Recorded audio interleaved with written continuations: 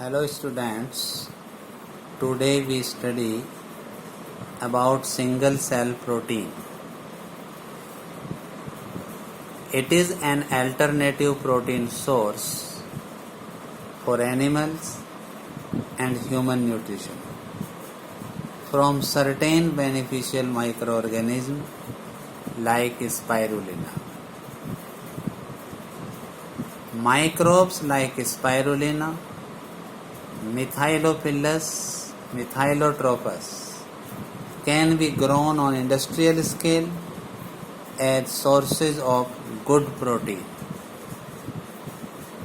Now, what is the advantages of single cell proteins?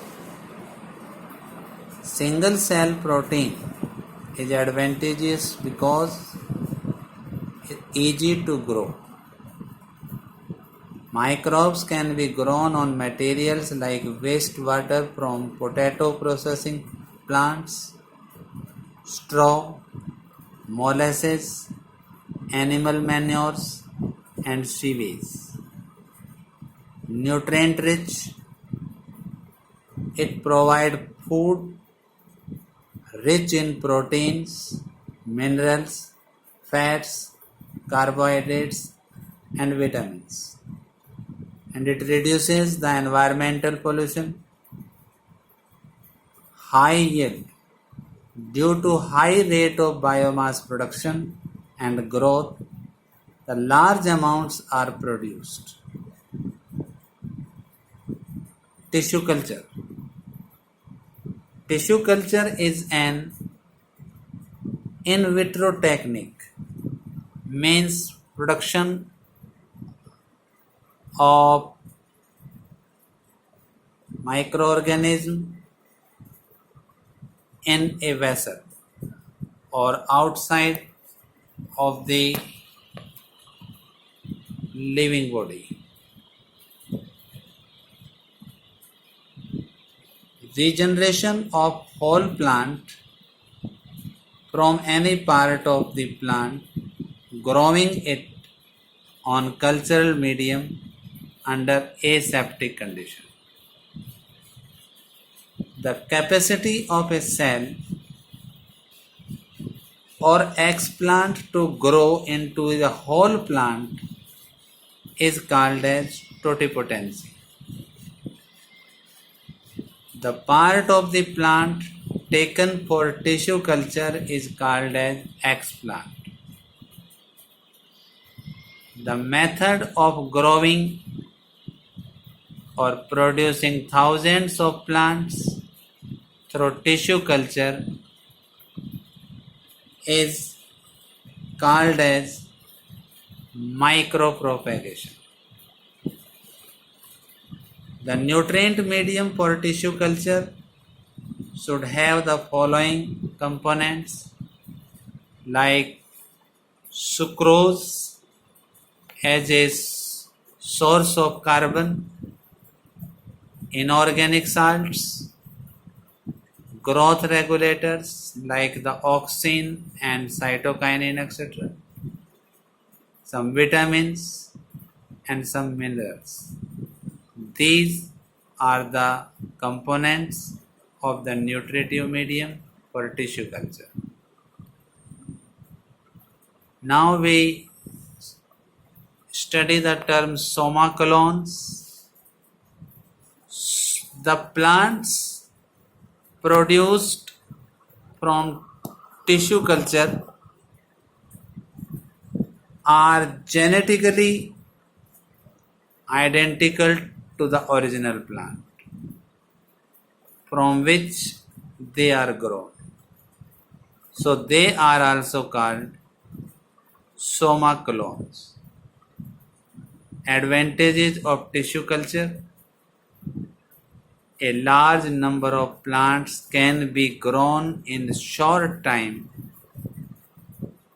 and disease-free plants can be developed from diseased plants. Seedless plants can be multiplied, and the plants where sexual reproduction is absent may undergo somatic hybridization. Now, what is the somatic hybridization? The process of fusion of protoplast of somatic cells obtained from different varieties or species of plant on a suitable nutrient medium in vitro to develop the somatic hybrid is called somatic hybridization. It is carried out by the following steps. Just first of all, the single cells from selected plants are isolated.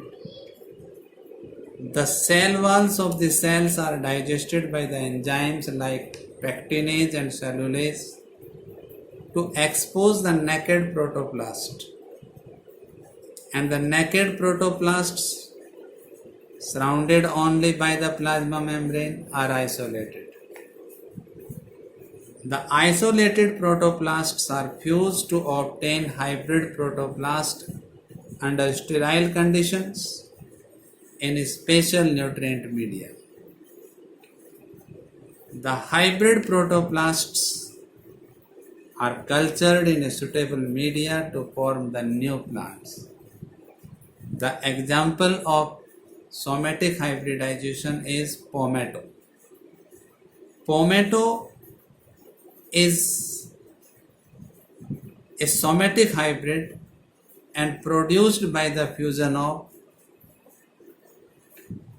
protoplast of tomato and potato.